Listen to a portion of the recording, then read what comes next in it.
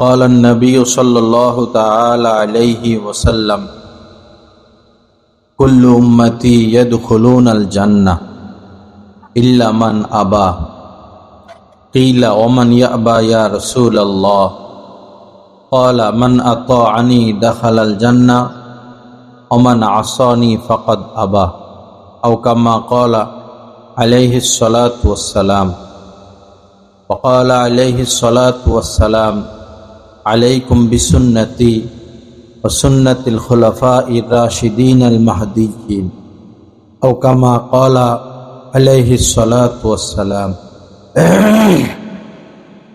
اللهم صل على سيدنا ومولانا محمد وعلى آل سيدنا ومولانا محمد وبارك وسلم أستغفر الله الذي لا إله إلا هو الحي القيوم وأتوب إليه আল্লাহ পাক জাল্লা জালালু আমাদের সবাইকে মাফ করে দেন। আজকের মাহফিলকে কবুল করেন। পুরা এলাকার নারী পুরুষ ছেলে মেয়ে রব্বুল আলামিন সবাইকে কামিল হেদায়েত দান করেন। আল্লাহ পাকের মহব্বত, আল্লাহ রাসূলের মহব্বত আমাদের সবাইকে নসিব করে দেন। আমার ভাইয়েরা, আমি আপনাদের খেদমতে দুইখানা হাদিস শরীফ পাঠ করেছি। নবীজি বলেন, কুল্লু উম্মতি ইয়াদখুলুনাল জান্নাহ, আমার যত উম্মত রয়েছে সকল উম্মতি জান্নাতে প্রবেশ করবে। সুবহানাল্লাহ। কুল্লু উম্মতি, সহিহ হাদিস বলতেছে, কুল্লু উম্মতি ইয়াদখুলুনাল জান্নাহ, আমার সকল উম্মত জান্নাতে প্রবেশ করবে। বলুন তো, নবীজি যে বললেন আমার সকল উম্মত জান্নাতে যাবে, এখানে নবীজি কি এটা বললেন যে ওয়াহাবিরা জান্নাতে যাবে, সুন্নিরা যাবে না, অথবা সুন্নিরা জান্নাতে যাবে ওয়াহাবিরা যাবে না, এমন কোনো কথা বলেছেন? আট্রসিরা যাবে না, তারপরে মানে বিএনপি জান্নাতে যাবে না, আওয়ামী লীগ যাবে না, জামাত যাবে না, এরকম কোন পার্থক্য আছে? নবীজি কি বললেন? যেই আমার উম্মত সেই জান্নাতে যাবে। এজন্য নিজেদের মধ্যে দূরত্ব না রাখা আমাদের সবচেয়ে বড় পরিচয়। আমরা একজন মুসলমান। আরো বড় পরিচয়, আমরা একই নবীর উম্মত। আমরা একই নবীর উম্মত, একই বাবার সন্তান। হযরত আদম, আম্মাজান হযরত হাওয়া একই বাবার সন্তান। আমরা হজ করতে সবাই এক জায়গাতেই যাই, কাবায়। জিয়ারতের জন্য আমরা নবীজির রওজাতেই যাই। কিতাব হিসাবে আমরা কোরআনকেই তেলাওয়াত করি, আল্লাহর কিতাব। তা আমাদের মধ্যে পার্থক্য কেন থাকবে? কোন ওয়াহাবি, কোন সুন্নি এটা তো বলে না যে নামাজ 10 ওয়াক্ত, অথবা কেউ তো এটা বলে না যে নামাজ 2 ওয়াক্ত ফরজ। বলে সবাই কি বলে? নামাজ 5 ওয়াক্ত ফরজ। কেউ তো এটা বলে না যে রোজা 1 মাস না, রোজা 10 দিন শুধু ফরজ। ওয়াহাবি সুন্নি কেউ এগুলো বলে? সবাই কি বলে? 30 পারাই 30 দিনই রোজা রাখা ফরজ। আচ্ছা, এই এলাকায় অনেক দল আছে, কেউ ওয়াহাবি, কেউ সুন্নি, কেউ আট্রসি, কেউ রেজবি, কেউ মাইজভান্ডারি, বহুত লোক আছে। কেউ মাজারে যায়, কেউ যায় না। কেউ কি এটা বলে যে মহিলাদের পর্দা করতে হবে না? বলে মহিলাদের উপর পর্দা করা ফরজ, এটা সবাই বিশ্বাস করে কিনা? কোরআনের আয়াত 2-4টা মানে না, সব মানে, এমন কেউ আছে এলাকায়? পুরা কোরআনই তো মানে, নবীজির হাদিসগুলো সবাই তো মানে। তো পার্থক্য কেন রাখলাম আমরা? দলাদলি কেন আমাদের মধ্যে থাকবে? আল্লাহ আমাদেরকে সহিহ বুঝ দান করেন। আমাদের মধ্যে দলাদলি রাখা ঠিক না ভাই। যখন মসজিদে আজান দিবে আমরা মসজিদে চলে যাব। আমাদের সকল মুসলমান নর নারীর উপরে, এই বাবা ভিডিও করবো না বাবা, কেটে দাও, কেটে দাও। এই জাহাঙ্গীর দেখো তো, কেটে দাও। কি ছবি? আচ্ছা থাক থাক, না করলে তো করো নাই, তুমি মুসলমান তো আর মিথ্যা কথা বলবা? সত্য কথাই তো বলবা। আমাদের দায়িত্ব হলো দলাদলি না, কে ওয়াহাবি কে সুন্নি এটা না। আমাদের দায়িত্ব হলো আমাদের স্ত্রীদেরকে পর্দায় রাখা। কথা সত্য না মিথ্যা? আমাদের উপর যেটা ফরজ আবশ্যকীয় সেটা হচ্ছে হালাল খাওয়া। কি বলেন ভাই? আমরা কি হারাম খেতে পারবো? একটা কুত্তা এখানে ঘুরে গাড়ে, এখন যদি ভালো করে ভালো বাবুর্চি দিয়া খুব ভিআইপি পাক করে, আমরা খাবো? কেউ? ওয়াহাবিরা খাবে, সুন্নিরা খাবে, আট্রসিরা খাবে, রেজবিরা খাবে, দেওয়ানবাগিরা খাবে? কেন খাবে না? হারাম। কেন খাবে না? এটা হারাম। কারণ আল্লাহ পাক আমাদের জন্য হালালকে ফরজ করেছেন, হারামকে না খাওয়া ফরজ করেছেন। তা আমাদের মধ্যে দলাদলি কেন আসবে? আমাদের কাজ তো হচ্ছে হালাল খাওয়া। কাসবুল হালালি ফরিজা বা আদাল ফরিজা। নবীজি বলেছেন ফরজ আমলগুলো আদায় করার পর জীবিকার জন্য দৌড়াদৌড়ি ছুটাছুটি করা, জীবিকা হালাল জীবিকা অর্জন করা, এটা আরেকটা ফরজ। আমরা কামাই রোজগার করব, তবে এখানে পার্থক্য হলো হালালটা, হারামটা না। হালাল ভাবে কামাই করব, হালাল ভাবে খরচ করব। হালাল ভাবে যারা কামাই করবে আর হালাল পথে খরচ করবে তারা কামেল মুমিন, তারা কামেল মুমিন, তারা আসল মুসলমান। সাউন্ডটা আর বাড়ে না? তারা আসল মুসলমান। আমাদের দায়িত্ব হালাল খাওয়া। আমাদেরকে তো আল্লাহ আল্লাহ রাসূল এমন দায়িত্ব দেন নাই যে তোমরা দলে দলে ভাগ হয়ে যাও, এমন দায়িত্ব দিয়েছেন? আল্লাহ পাক বলেছেন ওয়ালা তাফাররাকু, দলে দলে ভাগ হইও না। ওয়াতাসিমু বিহাবলিল্লাহি জামিআ, রব্বুল আলামিন বলেন যে তোমরা সবাই আমার রুজ্জুকে আঁকড়ে ধরো। রুজ্জু বলতে রশি, রশি বলতে এখানে দ্বীন উদ্দেশ্য।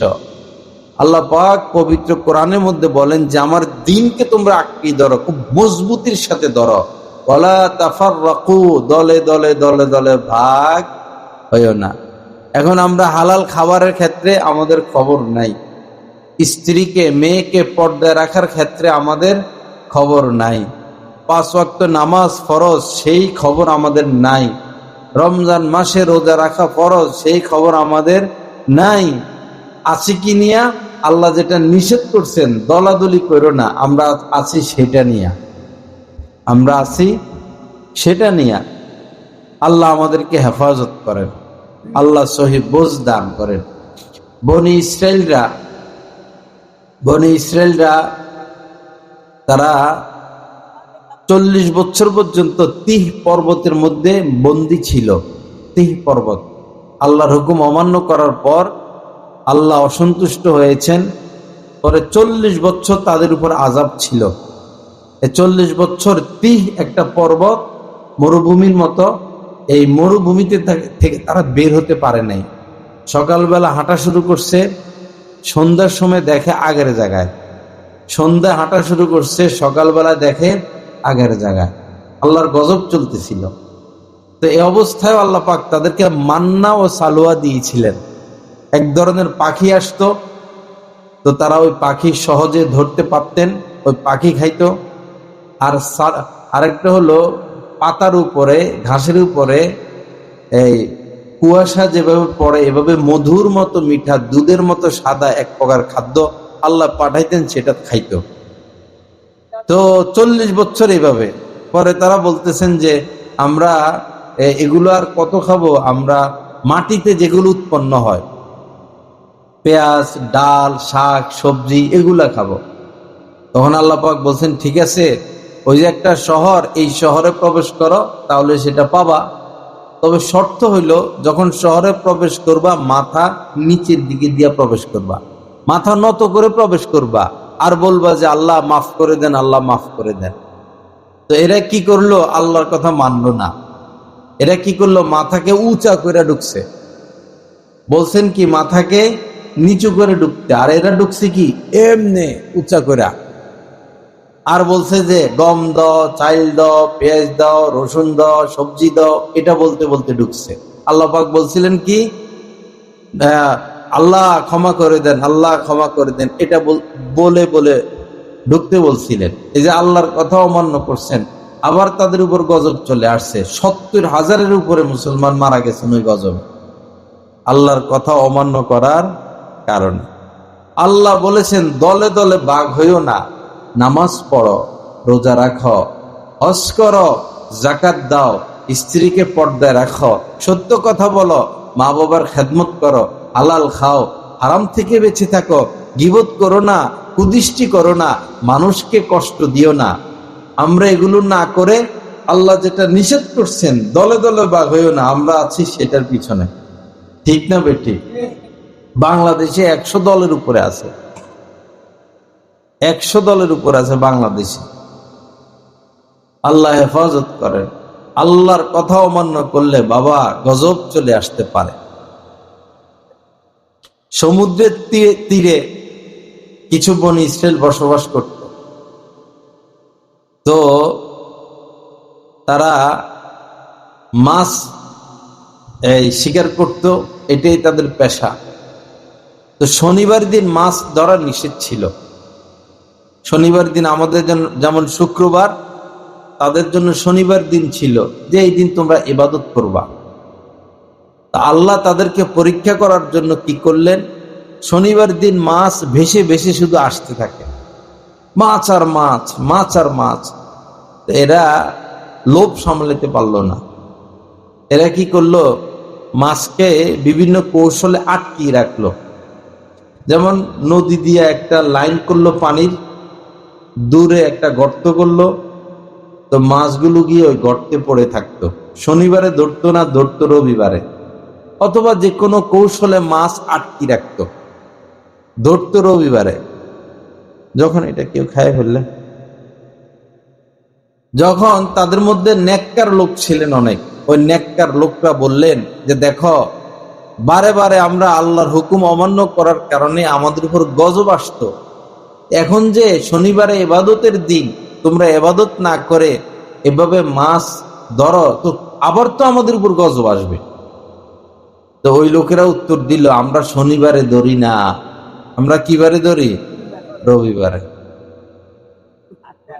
পরে যারা নেককার, নামাজি, রোজা রাখে, পর্দা করে, হালাল খায়, তারা বলল তাহলে বাবা তোমাদের সাথে আমরা সম্পর্ক রাখবো না, কারণ তোমাদের সাথে সম্পর্ক রাখলে, তোমাদের সাথে বসবাস করলে গজব আসলে আমরাও ধ্বংস হয়ে যাব। এরা আলাদা হয়ে গেছেন। পুরা গ্রামের মধ্যখানে দেয়াল করা হইল।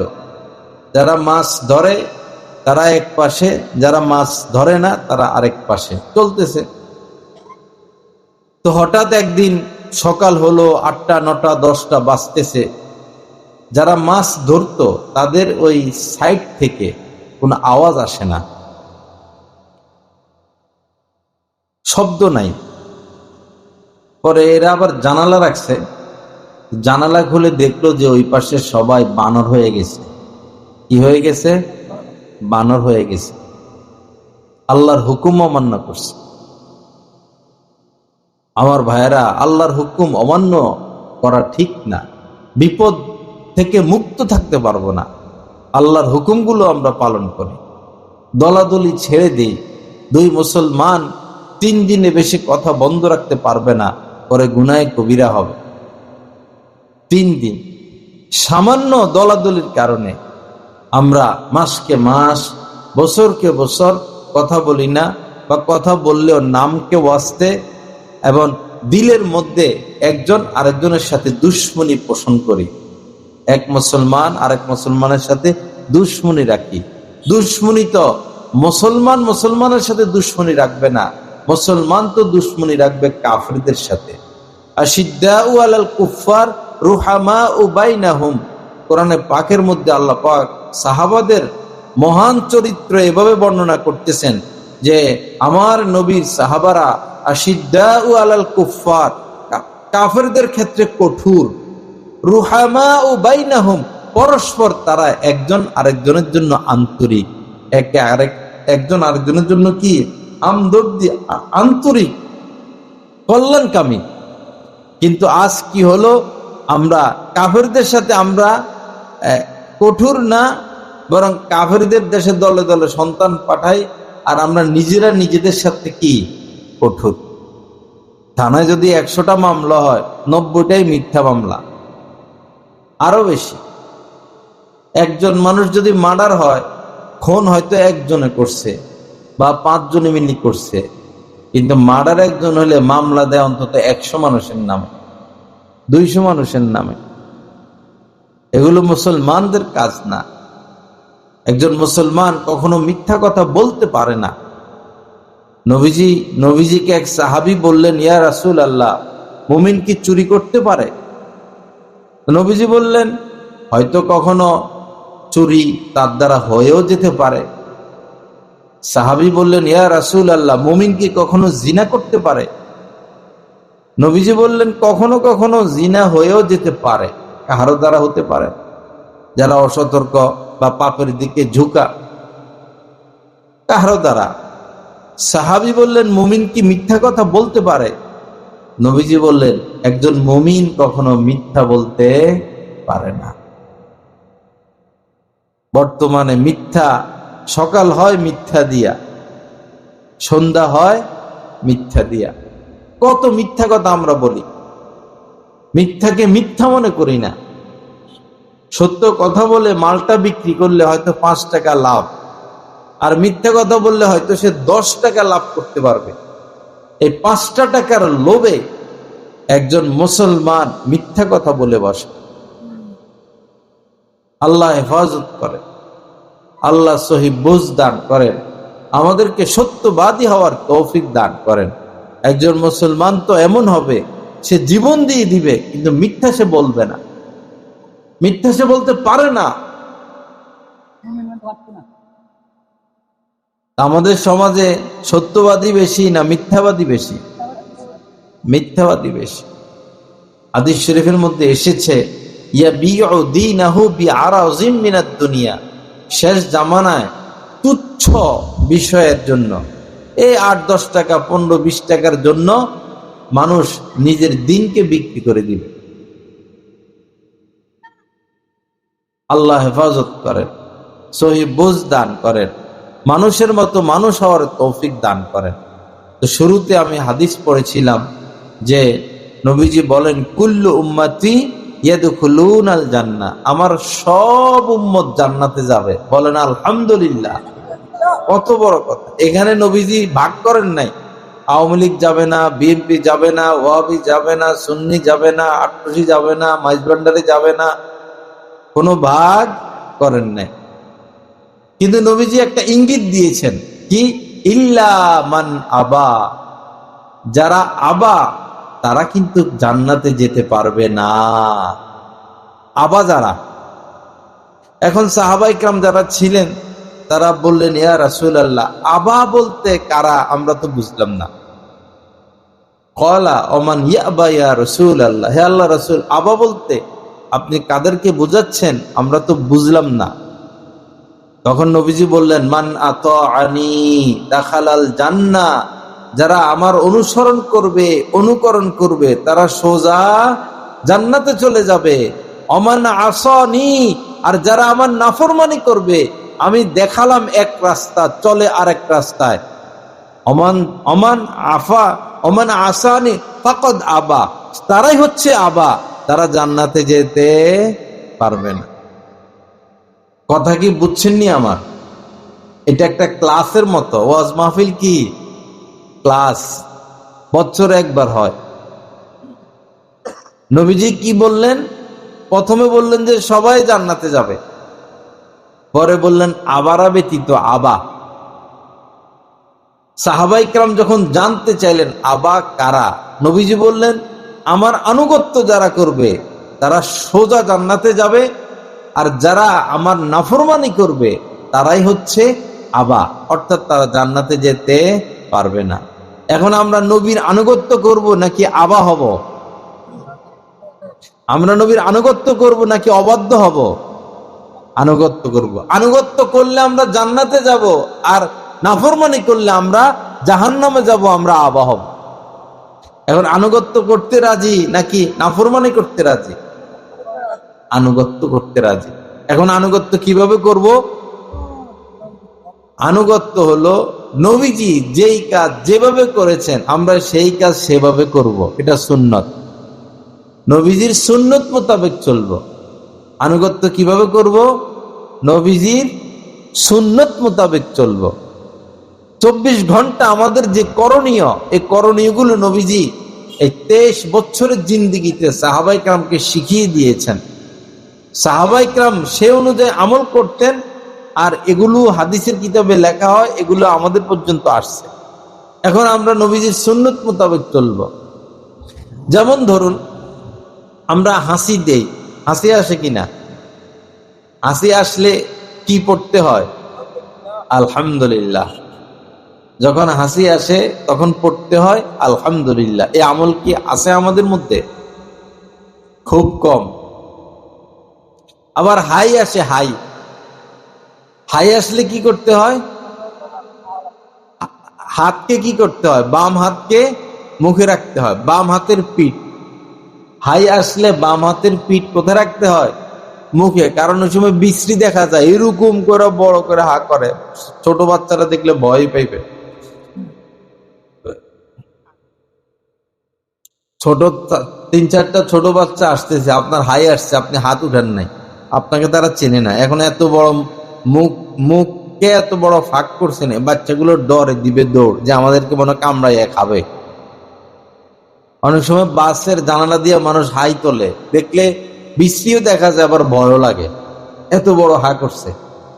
সুন্নত কত সুন্দর, যে হাই আসলে কি করবা? হাই আসলে আদব হইল বাম হাতের পিঠ মুখে দেওয়া, যেন এই বিশ্রী বিষয়টা প্রকাশ না পায়।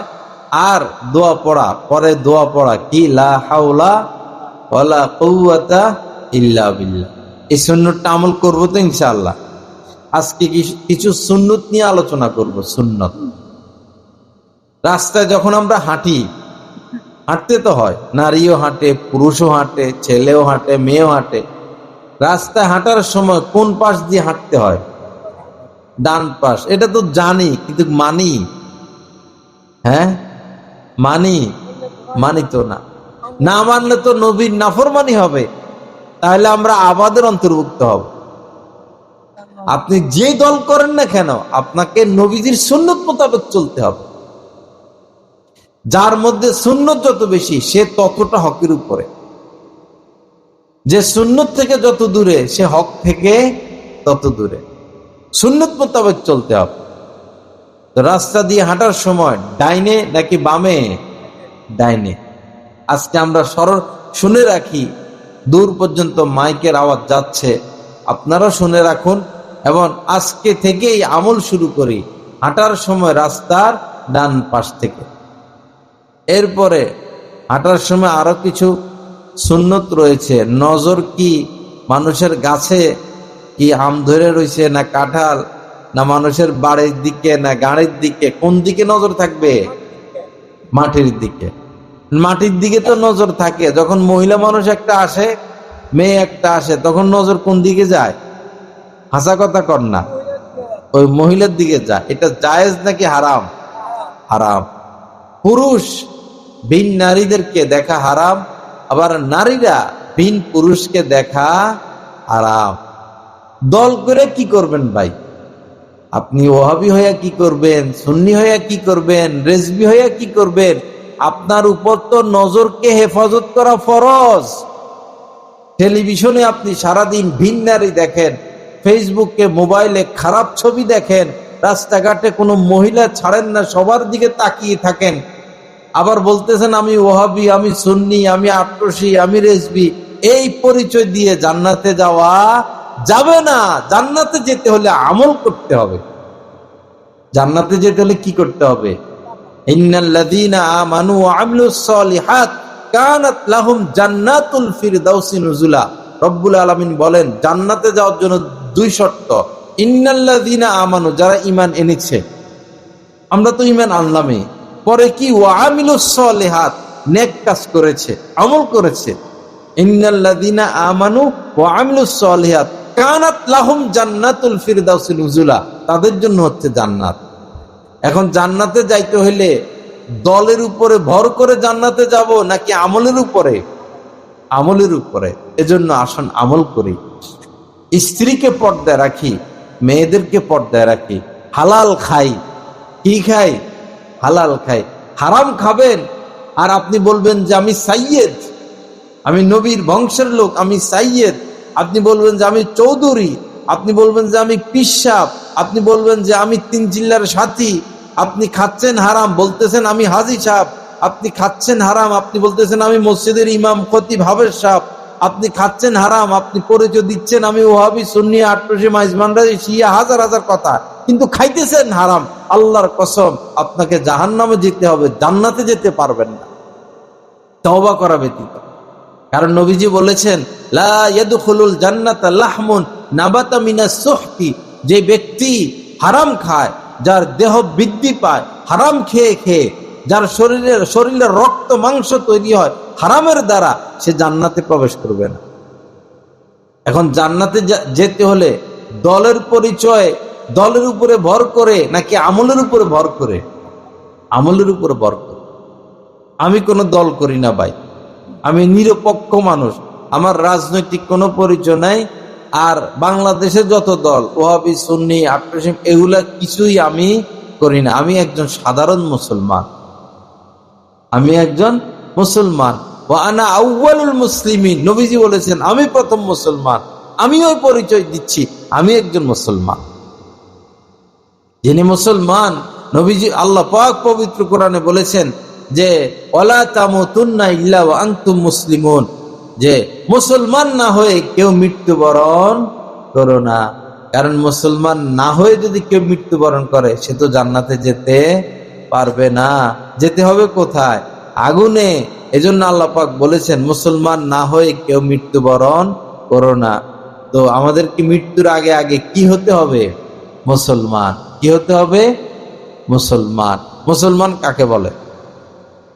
মুসলমান কাকে বলে? নবীজি বলেছেন আল মুসলিমু মান সালিম আল মুসলিমুনা মিন লিসানিহি ওয়া ইয়াদিহি, মুসলমান তো তাকে বলে যার হাতের দ্বারা, যার জবানের দ্বারা অন্য মুসলমান কষ্ট পায় না।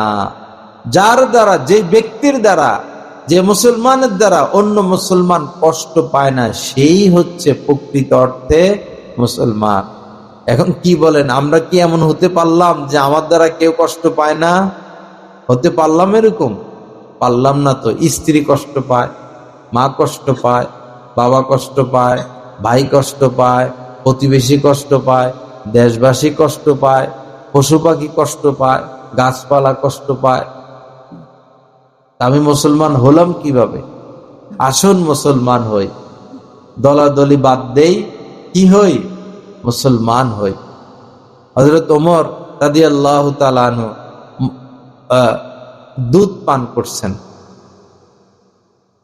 গোলামের দুধ এনে দিয়েছেন, দুধ পান করছেন। পরে অল্প একটু খাইছেন, পরে বললেন যে দুধের মধ্যে দেখা যায় অন্যরকম, দুধটা অন্যরকম লাগলো, তুমি দুধটা আনলা কোথায় থেকে? তো গোলাম বলল যে মাঠে সৎকার কিছু উট ছিল, তো ওই উটগুলো থেকে দুধ দহন করছে, তো তারা আমাকে একটু দিল, আমি এসে আপনাকে দুধটা দিলাম। হযরত ওমর না জেনেই তো খাইছেন, নাকি জেনে খাইছেন? সৎকার তো ওনার জন্য নিষেধ, না জেনেই খাইছেন, সেই হিসাবে তো মাফি। কিন্তু উনি কি করলেন, হাতকে গলার ভিতরে ঢুকাইয়া বমি কইরা ওই দুধ বের করে দিলেন। সুবহানাল্লাহ। আমাদের দ্বারা কি সম্ভব? আমরা হইলে দাও, আরো দাও, আরো দাও, আরো দাও, পেট ভরে খাইয়া যে বাসার জন্য নিয়ে যাই, খবরও নিব না এটা হালাল নাকি হারাম। নবীজি সাল্লাল্লাহু আলাইহি সাল্লাম এক রাত্রে এমন হলো, সারা রাত তিনি ঘুমান নাই, সারা রাত ঘুমান নাই, ছটপট করছেন। পরে আম্মাজান জানতে চাইছেন, ইয়া রাসূলুল্লাহ কি হলো আপনার, সারাটা রাত ঘুমাইলেন না, এভাবে ছটপট করে রাত কাটিয়ে দিলেন। নবীজি বললেন, একটা খেজুর পড়েছিল পথে, কোথাও পথের উপরে পড়া। নবীজি বললেন, আমি ভাবলাম যে মানুষের পায়ের নিচে পড়ে খেজুরটা নষ্ট হয়ে যেতে পারে, একটা খাদ্যদ্রব্য কেন নষ্ট করব, তা আমি উঠিয়ে এটা খেয়ে ফেললাম, খেজুরটা উঠিয়ে খেয়ে ফেললাম। পরক্ষণে আমার চিন্তা হলো যে এটা যদি সৎকার খেজুর হয়, নবীজির জন্য সদাকা নিষেধ ছিল। এই পেরেশানিতে আমি সারা রাত ঘুমাইতে পারি নাই।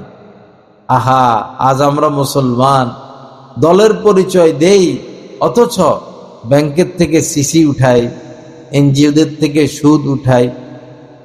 খুব কম মুসলমান বর্তমানে হালাল খায়। এটা দুঃখজনক কথা কিনা?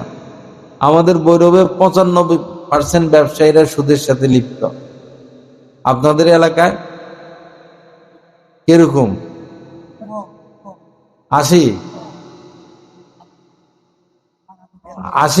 ভাগ, 100 জনের মধ্যে 80 জন এরকম, 40, 100 জনের মধ্যে 40, হ্যাঁ, শতভাগ।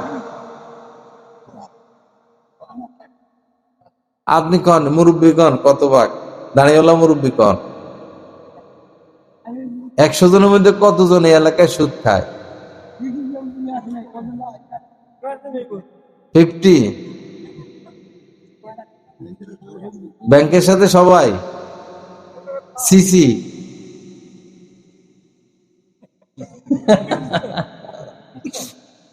লা ইলাহা ইল্লাল্লাহ, লা ইলাহা ইল্লাল্লাহ। আল্লাহ আমাদেরকে মাফ করে দেন। দেখেন আপনাদের এলাকায় একজনে বলছেন 40, 100 জনের মধ্যে 40, আরেকজনে বলছে 50, আরেকজনে বলছেন যে হ্যাঁ, আর দুইজনে বলছেন যে 100 ভাগ, দুইজনে বলছে 100 ভাগ। তো 100 ভাগ যদি সুদখোর হইতো, এলাকার কেউ তো জান্নাতে যাওয়ার সুযোগ দেখতেছি না। জান্নাতে যাবে কে?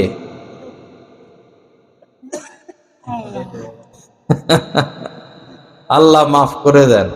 আসুন বাবা, জাহান্নামে যাওয়ার দরকার নাই, তওবা করে ফেলি। আল্লাহ তো জান্নাত সৃষ্টি করছেন, জাহান্নামও সৃষ্টি করছেন। জাহান্নাম সৃষ্টি করে আল্লাহ পাক বলেছেন, উইদ্দাত লিল কাফিরিন, এই জাহান্নাম বানাইলাম কাফেরদের জন্য। আর জান্নাত সৃষ্টি করছেন, পরে বলছেন যে উইদ্দাত লিল মুত্তাকিন, জান্নাত বানাইলাম আমি মুত্তাকিদের জন্য। এই মধ্যখানে আছে আরাফ। জান্নাত আর জাহান্নামের মধ্যখানে একটা দেয়াল আছে, এই দেয়ালের নাম আরাফ।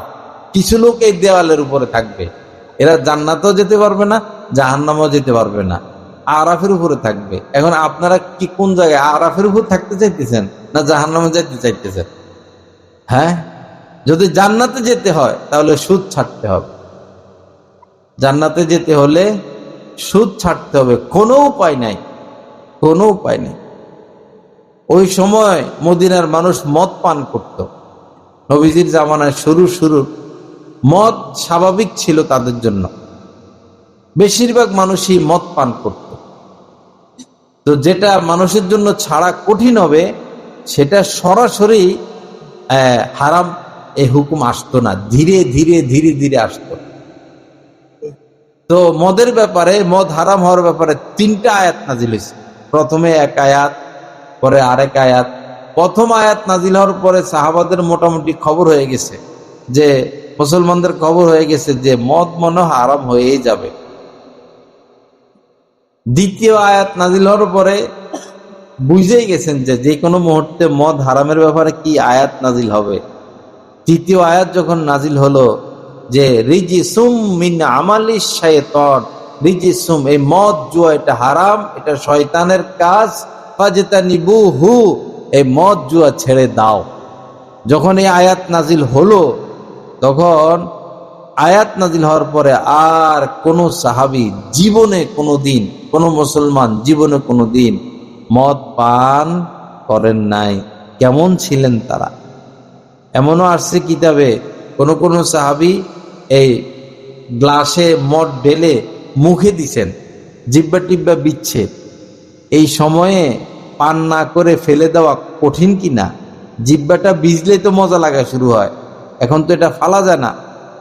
তো মদ জিব্বা পর্যন্ত নিছেন, ঠোঁট ভিজলো, জিব্বা ভিজলো, এখন শুধু মদটা গিলবেন, এই মুহূর্তেই কানে আওয়াজ গেল ফাজতানি বুহু, ফাজতানি বুহু, যে মদ হারাম হয়ে গেছে, মদ হারাম হয়ে গেছে। সাহাবী এটা চিন্তা করেন নাই, আচ্ছা মুখে নিয়ে আনিছি এই ঢোক খেয়ে ফেলি, এই চিন্তা করেন নাই। একবারে কুলি যেভাবে ফেলে দেয় এভাবে ফেলে দিছে, আর গিলে খান নাই। কি কথা ভাই! কোন সাহাবাইকরা, মুসলমানেরা সিরিয়া থেকে মদ নিয়ে আসতো, মটকা, মটকা, আগের জামানায় মটকা ছিল, মটকা ভরে ভরে সিরিয়া থেকে মক্কায় মদ নিয়ে আসতেন, মদিনা মদ নিয়ে আসতেন। এটাই তার ব্যবসা, এটাই তার পুঁজি। সকল পুঁজি দিয়ে মদ কিনছেন, এখন এসে বিক্রি করবেন, পরে আবার পুঁজি হবে। এই পথেই যখন আওয়াজ পাইছেন মদ হারাম হয়ে গেছে, ওই মটকা সব ভাইঙ্গা সব রাস্তায় ঢাইলে দিচ্ছেন। এই ছিলেন সাহাবায়ে কেরাম। আজ আমরা জানি মদ হারাম, কিন্তু আমাদের বাচ্চারা মদ খায়, ইয়েবা খায়, বাবা খায়, গাঁজা খায়। বড় কঠিন অবস্থা সামনে হবে, কঠিন অবস্থা সামনে হবে। এখন যদি 20টা ফ্যামিলির মধ্যে এক ফ্যামিলির লোক বা এক ফ্যামিলির ছেলে মাদক সেবী, 20টা ছেলের মধ্যে যদি একটা ছেলে নেশা করে, এই 1 বছরের মাথায় দেখবেন 10টা ছেলের মধ্যে একটা ছেলে নেশা করা হবে। আরো 2-4 বছরের মাথায় দেখবেন 5টা ছেলের মধ্যে একটা ছেলে নেশা করে। তখন তো শুধু খুনাখুনি হবে, সন্ত্রাসী হবে, ডাকাতি হবে। এই ইয়েবা, এই মদের টাকা জোগাড় করার জন্যই যত এই ডাকাতি, সন্ত্রাসী, খুন সমাজে চলতেছে। কিন্তু আফসোস, আমাদের দেশে কত সরকার আইলো আর গেল, সরকার ইচ্ছে করলে 24 ঘন্টার মধ্যে সকল মাদক দ্রব্য দূর করতে পারে, দেশকে মাদক মুক্ত করতে পারে, কিন্তু সরকার এটা করে না। তাদের শুধু গদিটা দরকার, আর বিদেশে কেমনে কে বাড়ি কয়টা বানাবে, বিদেশে বাড়ি বানানো নিয়ে আমাদের দেশের সরকারেরা ব্যস্ত। দেশের মানুষের উন্নতি, অগ্রগতি, দেশের উন্নতি, অগ্রগতি তাদের মাথায় নাই। যে সরকারই হোক, কামে এটা, সব সরকারই এরকমই দেশে। আল্লাহ হেফাজত করেন, আল্লাহ সহি বুঝ দান করেন। তো যারা সুদের সাথে লিপ্ত হয়ে গেছেন, বাবা আল্লাহর রাস্তে আপনার পা ধরে বলি, ফিরে আসেন, ফিরে আসেন। উপায় থাকবে না, উপায় থাকবে না, উপায় থাকবে না। যারা নেশা করে নেশাখোরদের মধ্যে বেশিরভাগই মৃত্যুর সময় ঈমান নসিব হয় না, মাথা ঠিক নাই তো। আর যারা নেশা করে, মদখোর, মদ খায়, এদের কাছে এদের মেয়ে নিরাপদ না, মেয়ে নিরাপদ না। পাগল তো নেশাখোর, ঘরে আসছে স্ত্রী নাই, মেয়ে ছিল, এখন এটা স্ত্রী না মেয়ের খবর আছে তো। মাতাল তো, বহু মাতাল, মদখোর মাতাল পিতার দ্বারা তার মেয়ে ধর্ষণের শিকার হচ্ছে, বহু মাতাল মদখোর ভাইয়ের দ্বারা বোন নির্যাতনের শিকার হচ্ছে এই সমাজের মধ্যে। আল্লাহ সহি বুঝ দান করেন। আপনারা যারা আয় রোজগার করেন, পিতা, বড় ভাই আয় রোজগার করেন, আপনি যদি হারাম পন্থায় আয় রোজগার করেন, মনে রাখবেন আপনার সন্তান মদ গাঁজা খাইয়াই সম্পদ শেষ করবে। কারণ হারাম পয়সা হারাম পথে ব্যয় হয়ে যায়, হারাম পয়সা ভালো পথে ব্যয় হয় না। হারাম পয়সা হারাম পথে ব্যয় হয়ে শেষ হয়ে যায়, নিশ্চিহ্ন হয়ে যায়। কারণ রব্বুল আলামিন পবিত্র কোরআনে পাকের মধ্যে ঘোষণা দিয়েছেন, ইয়ামহাকুল্লাহুর রিবা, তিনি সুদকে নিশ্চিহ্ন করবেনই করবেন, সুদ তিনি রাখবেন না।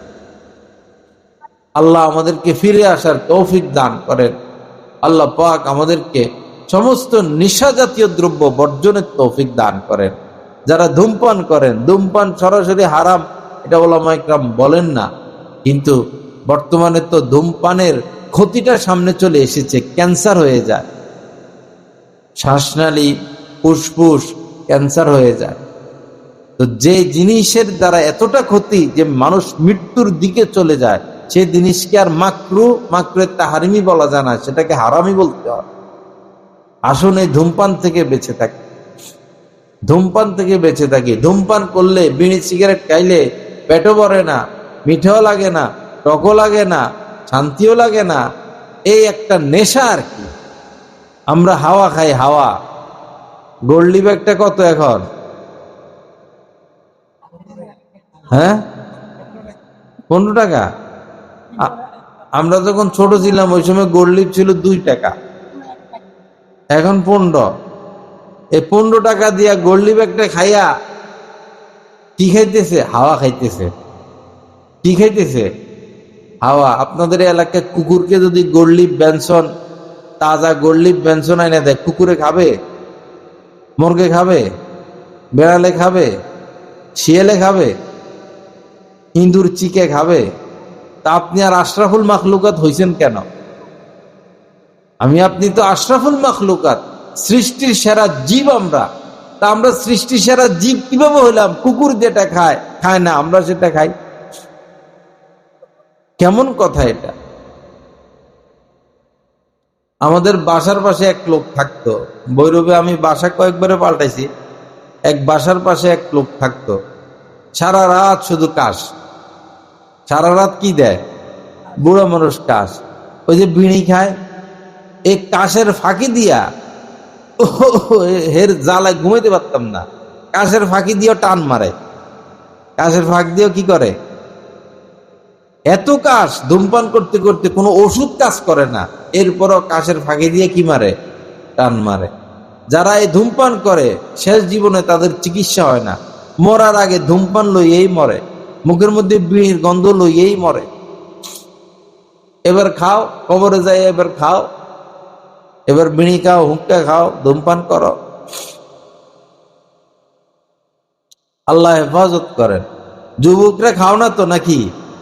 হ্যাঁ, কে কে খাও না দেখি হাত উঠাও তো সবাই একটু দেখি। মুরব্বীরা খান না কে কে? মাশাআল্লাহ। খাবেন না কে কে দেখি? সব এবার হাত উঠান। খাবেন না কে কে আজকে থেকে? মরণ পর্যন্ত নিয়ত করেন। আমার নিয়ত না মরণ পর্যন্ত ধূমপান করার। দেখি আল্লাহ নাম নিয়ে নিয়ত করেন। আল্লাহু আকবার কই হাত উঠান, সবাই জোরে হাত উঠান। আল্লাহ সবাই দেখুক। উঠান না, লাল জ্যাকেট উঠান আল্লাহর নাম নিয়ে। ওই যে লাল জ্যাকেটের হাত উঠান না, উঠান সবাই। মাশাআল্লাহ। এই যে উঠান না ভাই, আপনার টাকা বাঁচাই দিতেছি, আপনার জীবন বাঁচাই দিছি। সবাই উঠান দেখি, উঠান, হাত উঠান। মাশাআল্লাহ। তার মানে এই এলাকা আগামীকাল থেকে ধূমপান মুক্ত। কি বলেন? বলেন নারায়ে তাকবীর।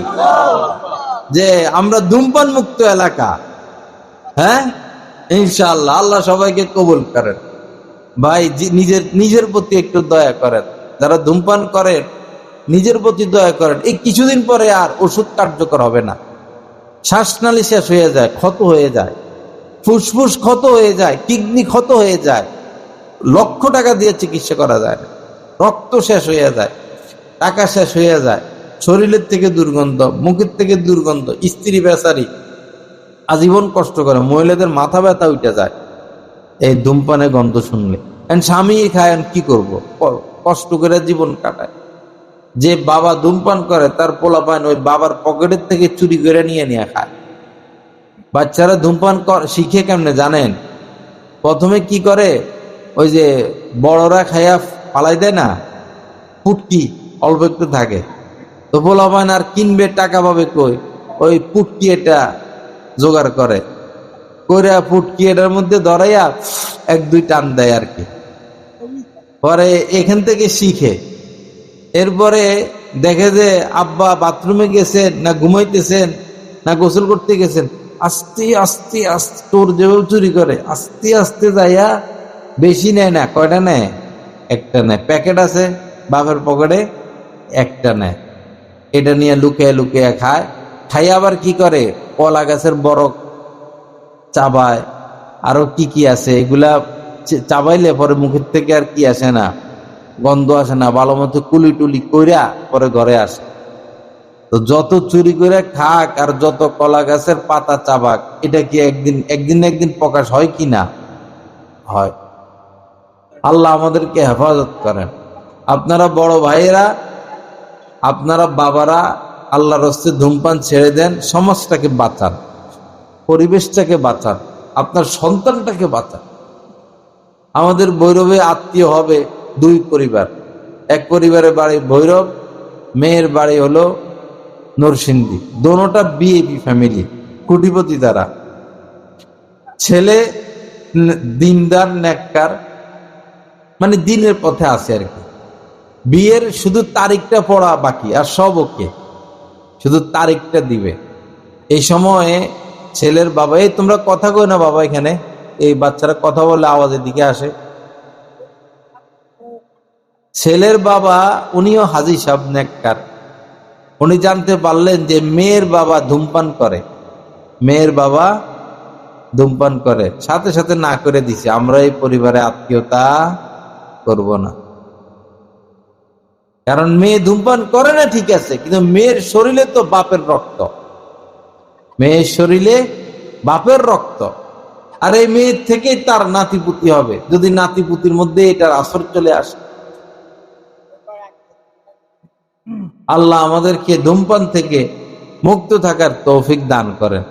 যাই হোক, আমার ইচ্ছা ছিল সুন্নত নিয়ে আলোচনা করা, নবীজির কিছু সুন্নত। যেখানে আমি ছিলাম, রাস্তায় হাঁটার সময় আদব, রাস্তায় হাঁটার সময় রাস্তার ডান পাশ, এখানে কেউ নাই, এদেরকে থামাবে।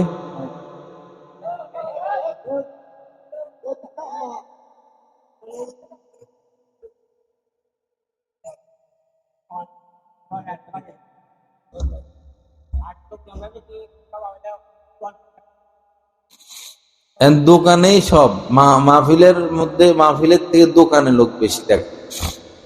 দোকানগুলো অন্তত আধা কিলোমিটার দূরে দেওয়া উচিত। তো রাস্তায় হাঁটার সময় প্রথম সুন্নত কি? ডান পাশ। এরপরে কি? নজর নিচের দিকে। আচ্ছা, এরপরে দেখা সাক্ষাৎ হইলে কি দিতে হবে? সালাম। আগে আগে সালাম, আগে আগে সালাম দিব। এরপরে মনে করেন রাস্তার মধ্যে একটা কলা খাইয়া কলার খোসা ফালাইয়া রাখছে, বা একটা কাটা বা একটা ইটের কণা যেটা কষ্টকর, তখন এই কষ্টকর জিনিসটা কি করা? সরাইয়া দেওয়া সুন্নত। এবং যাওয়া আসার মধ্যে লোকজন, মুনাসিব লোকজন পেলে সৎ কাজের আদেশ দেওয়া। যেমন আপনি মসজিদে যাচ্ছেন নামাজ পড়বেন, যাদের সাথে দেখা হইলো, চলো ভাই চলো নামাজে যাই, সৎ কাজের আদেশ দেওয়া। আবার অসৎ কাজের নিষেধ করা, জুয়া খেলতেছে, বিড়ি খাইতেছে, অন্যায় করতেছে, তখন বলা, বাবা এটা করো না, আল্লাহকে ভয় করো, এটা করো না, আল্লাহকে ভয় করো, বস অসৎ কাজের নিষেধ হয়ে গেল। এই রাস্তায় চলাফেরার সময় সুন্নতগুলো, আল্লাহ আমাদেরকে আমলের তৌফিক দান করেন। মানুষ যখন মারা যায় তখন কিছু দায়িত্ব আছে আমাদের উপরে। এই দায়িত্বের ক্ষেত্রে ভুল করলে অনেক বড় ক্ষতি হয়ে যায়। মারা যাওয়ার সময় কালেমার তালকিন করা, কালেমার তালকিন করা, পাশে কেউ বসে লা ইলাহা ইল্লাল্লাহ, লা ইলাহা ইল্লাল্লাহ মুহাম্মাদুর রাসূলুল্লাহ, লা ইলাহা ইল্লাল্লাহ, তাকে পড়েন পড়েন এটা বলবেন না, কারণ সে এখন খুব কঠিন অবস্থায় আছে, খুব কঠিন অবস্থা আছে। কালেমা পড়েন বললে যদি সে দমকায়, অন্য কিছু বলে বসে, এই জন্য বস সে শুনতে পায় এমন আওয়াজে লা ইলাহা ইল্লাল্লাহ মুহাম্মাদুর রাসূলুল্লাহ, যদি সে একবারও পড়ে, আপনারা বলার পর একবারও যদি কালেমা পড়ে নেয়, তাহলে আর কালেমার তালকিন করার প্রয়োজন নাই। তখন দূরে একজন বসে সূরা ইয়াসিনের তেলাওয়াত করবে। সূরা ইয়াসিনের তেলাওয়াত করলে মৃত্যু যন্ত্রণা লাঘব হয়। এরপরে এই লোকটা মারা গেলে আমাদের যেটা করণীয়, প্রথমে দোয়া পড়া, ইন্না লিল্লাহি ওয়া ইন্না ইলাইহি রাজিউন, দোয়া পড়া। এরপরে হয়তো তার চোখ খোলা থাকে, চোখ দুইটা বন্ধ করে দেওয়া। হয়তো তার মুখ খোলা থাকে, মুখটা বন্ধ করে দেওয়া। মুখ বন্ধ না হইলে মাথার উপর থেকে নিচে একটা কাপড় দিয়া এরকম গিট্টি দেওয়া, বাইন্দা দেওয়া, তখন মুখটা বন্ধ হবে। এবং মাথাটাকে ক্যাবলার দিকে ঘুরিয়ে দেওয়া, মাথাটাকে ডান দিকে কাট করে দেওয়া, ক্যাবলার দিকে একদম বাঁকা করে দেওয়া। এখন যদি এমনি থাকে, তো যদি বাঁকা করে দেন, বাস বাঁকা হয়ে যাবে, পরে আর হবে না। এরপরে হাত দুইটাকে সোজা করে দেওয়া, পা দুইটাকে সোজা করে পায়ে পায়ে বেঁধে দেওয়া। এই কয়েকদিন আগে একটা ফোন আসছে, এক লোক মারা গেছেন, তো পা সোজা করে নাই, পা বাঁকা, এখন পাটা পুরা বাঁকা, আর সোজা হয় না। পরে ফোন করছে যে এখন এই অবস্থা আমরা কি করব, কেমনে গোসল করাবো, কেমনে দাফন করবো। কেমনে কাফন পরামো, তারা চাইছিল কাইটা কুইটা সোজা করতে। তো এটা তো কোনো কথা না, মারা গেছে এখন কেন কাটবেন, সোজা হয় না। পরে আমি বলছি এই অবস্থায় তাকে দাফন করেন, যতটুকু পারেন হাত দিয়া একটু বেঁধে যতটুকু সোজা করা সম্ভব সহজে অতটুকু করে এই অবস্থায় তার দাফন কাফন গোসল টোসল সব করতে হবে। এজন্য মারা গেলে দ্রুত হাত পা সোজা করে দেওয়া, চোখ বন্ধ করে দেওয়া, মুখ বন্ধ করে দেওয়া, মনে থাকবে তো ইনশাআল্লাহ। এবং এরপরে মাথার থেকে বালিশ সরিয়ে ফেলা, যদি তার পাশে থেকে কোরআন শরীফ পড়তে হয় গোসল করানোর পরে পাশে বসে কোরআন শরীফ পড়বে। তবে ওই সময় লাশ কোরআন শরীফের উপরে থাকবে না, লাশ নিচে থাকবে, ফ্লোরে বসে কোরআন পড়বে। আর যদি দূরে কোরআন তেলাওয়াত করে পাশের রুমে, সেটা অসুবিধা নাই। এরপরে সুন্নত তরিকায় জানাজার নামাজটা পড়া। সুন্নত তরিকায় আমরা সুন্নত তরিকায় কেউ জানাজার নামাজ পারি না। আমরা পারি ঝগড়া করতে, নামাজের পরে দোয়া মোনাজাত নিয়া। এক পক্ষ দোয়া করতেই হবে, আরেক পক্ষ দোয়া করা যাবেই না। আমরাও যেটা কোরআন হাদিসে নাই সেটা নিয়ে আসি, কিন্তু সুন্নত তরিকায় আমরা জানাজা পারি না। সুন্নত কি? সুন্নত হলো প্রথমে নিয়ত করবে, এ মাইয়েতের জানাজার নিয়ত করলাম আল্লাহু আকবার, 4 বার আল্লাহু আকবার বলা ফরজ। আল্লাহু আকবার বলে সানা পড়তে হবে। দ্বিতীয় আল্লাহু আকবার যখন ইমাম সাহেব বলবেন আপনিও বলবেন, তখন দুরুদ ইব্রাহিম পড়বেন। তৃতীয় আল্লাহু আকবার যখন ইমাম বলবেন আপনিও বলবেন, এটা ফরজ। এরপরে দোয়াটা পড়বেন। এই দোয়াটা কেউ পারে না। আল্লাহুম্মা গফির লিহাইয়িনা ওয়া মাইয়িতিনা ওয়া শাহিদিনা ওয়া গায়িবিনা ওয়া সগীরিনা ওয়া কাবীরিনা ওয়া যাকারিনা ওয়া উনসানা আল্লাহুম্মা মান আহইয়াইতাহু মিন্না ফাআহইহি আলাল ইসলাম ওয়া মান তাওয়াফাইতাহু মিন্না ফাতাওয়াফাহু আলাল ঈমান। এই দোয়াটা পড়বেন। এটাই দোয়া। জানাজার পরে যে দোয়া নিয়ে আমরা ঝগড়া করি, আসলে দোয়া এটা যারা পারে না হেরা ঝগড়া করে। নবীজি এই দোয়া পড়তেন, নামাজের ভিতর থেকে এই দোয়া পড়তেন। তৃতীয় তাকবীরের পরে এই দোয়া পড়বো, চতুর্থ তাকবীরের পরে 2 দিকে সালাম ফিরাবো, বাস নামাজ শেষ। নবীজি সাহাবায়ে কেরাম এতটুকু করতেন। সালাম ফিরানোর পরে এখানে আর দোয়া মুনাজাত হাদিসে নাই। দোয়া হলো ভিতরে, নামাজের ভিতরে। আল্লাহ আমাদেরকে আমলের তৌফিক দান করেন। এরপরে সুন্নত তরিকা তার দাফন।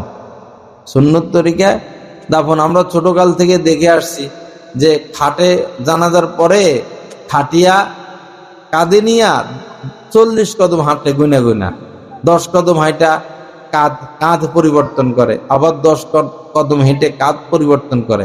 আসলে এগুলো তো কোরআন হাদিসে নাই। এদের বড় আলেম আপনাদের এলাকার 100-র উপরে উনার হাতে কিতাব লেখা, মাশাআল্লাহ। উনারে জিজ্ঞাসা করবেন যে এগুলো সঠিক না বেঠিক। কবরে লাশ রাখে, এখানে বড় একটা ভুল করে যে লাশকে চিৎ করে শোয়াইয়া রাখে। এটা সুন্নত না। লাশকে ডান কাঁধে শোয়াইতে হবে। লাশকে ডান কাঁধে শোয়াইতে হবে। আমরা ডান কাঁধে শুই না, ডান কাত হয়ে লাশকে রাখতে হবে। বুক থাকবে, মুখ থাকবে, পেট থাকবে ঠিক কেবলার দিকে। এটা সুন্নত।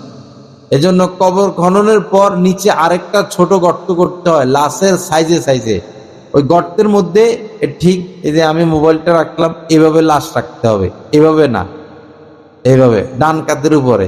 ওই গর্তের মধ্যে এমন ভাবে লাশটা রাখবেন যেন আপনাতে লাশটা ডান কাঁধের উপরে থাকে। এই ওই ছোট গর্তটা, ছোট করে গর্তটা করতে হবে। এই গর্তের মধ্যে লাশটা এমন ভাবে রাখবেন যে আপনাতে লাশের চেহারা, লাশের বুক কেবলার দিকে থাকবে। এটা সুন্নতে মুআক্কাদা, করতেই হবে এটা। কিন্তু সব লাশ চিৎ করে শোয়ায় দেয়, এমনি শোয়ায় দেয়। এই এমনি শোয়াইয়া মাথাটা একটু বাঁকা করে করার চেষ্টা করে, এটা সুন্নত না। আল্লাহ আমাদেরকে সুন্নতের জিন্দেগি দান করেন, সুন্নত মোতাবেক চলার তৌফিক দান করেন। কতক্ষণ হলো? লা ইলাহা ইল্লাল্লাহ। আল্লাহ আমাদের সবাইকে মাফ করেন। বাবা সুন্নত মোতাবেক চলবেন, দলাদলির দরকার নাই। আমাদের দল লাগবে না, আমরা কোরআন মানবো, রাসূলের সুন্নত মোতাবেক চলবো। আলাইকুম বিসুন্নতি, নবীজি বলেছেন তোমাদের উপর দায়িত্ব হলো আমার সুন্নত মোতাবেক চলা। আলাইকুম বিসুন্নতি ওয়া সুন্নাতিল খুলাফাইর রাশিদিন আল মাহদিয়িন, আমার হেদায়েত প্রাপ্ত খোলাফাদের সুন্নত মোতাবেক চলা। সুন্নতি আসল। তারাকতু ফীকুম আমরাইন, নবীজি বলেন যে দুইটি জিনিস তোমাদের মাঝে রেখে যাচ্ছে, লান তাদিল্লু মা তামাসসাকতুম বিহিমা, তোমরা কেউ পথ হারা হবে না, গোমরা হবে না, জাহান্নামী হবে না যদি এই দুইটা জিনিসকে আঁকড়িয়ে ধরো। প্রথমটা কি? কিতাব আল্লাহ, আল্লাহ পাকের কিতাব কোরআন শরীফ। দ্বিতীয়টা হলো সুন্নাত রাসূলিহি, আল্লাহ পাকের রাসূলের সুন্নাত। এই দুইটা হচ্ছে আমাদের সম্বল। আল্লাহ আমাদের সবাইকে সহি বোঝ দান করেন। আমাদের এই দেশে পীর আছে, পীর হক্কানি পীর, ভণ্ড পীর। পীর আছে, পীর দুই প্রকার, একটা হচ্ছে হক্কানি হক, আর একটা হচ্ছে ভণ্ড। ভণ্ড পীরের কাছে যাওয়া হারাম। ভণ্ড পীরের কাছে যাওয়া কি? হারাম। ভণ্ড পীরের কাছে মুরিদ হওয়া কি? হারাম। মুরিদ হতে হবে হক্কানি পীরের কাছে, মুরিদ হওয়া সুন্নত, ইসলামের সম্পর্ক রাখা ফরজ। এখন হক্কানি পীর কে, ভণ্ড পীর কে, এই কথা বলে আমি আমার বয়ান শেষ করে দিব। শেষ কথাটা শুনবেন তো আমার কথাটা। হক্কানি পীর আর ভণ্ড পীর। হক্কানি পীর 5 ওয়াক্ত নামাজ পড়বেন। ভণ্ড পীর সে নামাজের ধার দাঁড়ায় না, পড়লে পড়লো, না পড়লে নাই। হক্কানি পীর বোঝা যাবে তার মুরিদ দেখে। মুরিদ দেখে হক্কানি পীর মাপা যাবে। যেই পীরের অধিকাংশ মুরিদান নামাজ পড়ে, পর্দা করে, কোরআন সুন্নাহ মোতাবেক চলে, অধিকাংশ মুরিদান, তিনি হক্কানি পীর। আর যেই পীরের অধিকাংশ মুরিদান নামাজ পড়ে না, পর্দা করে না, হালাল খায় না, যা মন চায় তাই করে, সেই পীর হক্কানি না। আমি কিন্তু গোমর ফাঁক করে দিতেছি, এই যে বসা আছে হযরত, সব গোমর ফাঁক করে দিতেছি আমি। হক্কানি পীর তার কোরআন শরীফ, কোরআন তেলাওয়াত সহি শুদ্ধ হবে। তার কোরআন তেলাওয়াত কি? সহি শুদ্ধ হবে। ভণ্ড পীরদের সাধারণত কোরআন তেলাওয়াত সহি শুদ্ধ থাকে না। হক্কানি পীর তার এই যোগ্যতা থাকতে হবে, তিনি হাদিসের এবারত, হাদিস আরবিতে পড়ার যোগ্যতা রাখেন, তর্জমা বুঝবেন, হাদিস বুঝার ক্ষমতা রাখেন, বোঝানোর ক্ষমতা রাখেন। কমপক্ষে মেশকাত শরীফ একটা হাদিসের কিতাব আছে, উনি হক্কানি পীর হওয়ার যোগ্যতা রাখেন, যিনি এই মেশকাত শরীফ আল্লাহ রাসূলের হাদিস পড়তে পারেন, পড়াইতে পারেন, বুঝেন, বুঝানোর যোগ্যতা রাখেন, তিনি হক্কানি পীর। হক্কানি পীর কোরআন বুঝার ক্ষমতা রাখেন, কোরআন বুঝানোর ক্ষমতা রাখেন, কোরআনের তাফসীর কমপক্ষে জালালাইন শরীফ তিনি বুঝেন, বুঝানোর ক্ষমতা রাখেন, তিনি হক্কানি পীর। হক্কানি পীরের স্ত্রী পর্দায় থাকবে, ভণ্ড পীরের স্ত্রী পর্দায় থাকবে না। হক্কানি পীরের আশেপাশে ডাইনে বামে খানকায় নেককার লোক, নামাজি লোক, পুরুষ মানুষ থাকবে। আর ভণ্ডদের আশেপাশে ডাইনে বামে কি থাকবে? বেশি মহিলা থাকবে। আমাদের ভৈরবে এক পীর ছিল, তো মহিলারা গেলে সে পা মেলে দিত। মহিলাদের সামনে কি দিত? পা লম্বা করে দিত। মহিলারা তার পায়ের বৃদ্ধাঙ্গুলি চুষত, এমন চোষা চুষছে, চুষত চকলেটের মতো। বাবার আঙ্গুল এটা চিকন হয়ে গেছে চুষতে চুষতে, এমন চোষা চুষত। আল্লাহ হেফাজত কর, লা ইলাহা ইল্লাল্লাহ। হক্কানি পীর কখনো নারীদের সামনে, ভিন নারী, বেগানা নারীদের সামনে যাবেন না। হক্কানি পীর কখনো ভিন নারীকে তার সামনে আসতে দিবে না। হক্কানি পীর তার নজরকে হেফাজত করবে। হক্কানি পীর গীবত করবে না। হক্কানি পীর মিথ্যা বলবে না। হক্কানি পীর ওয়াজ মাহফিলে চুক্তি করবে না। হক্কানি পীর ছবি তুলবে না। ছবি তোলা হারাম, গুনাহে কবিরা।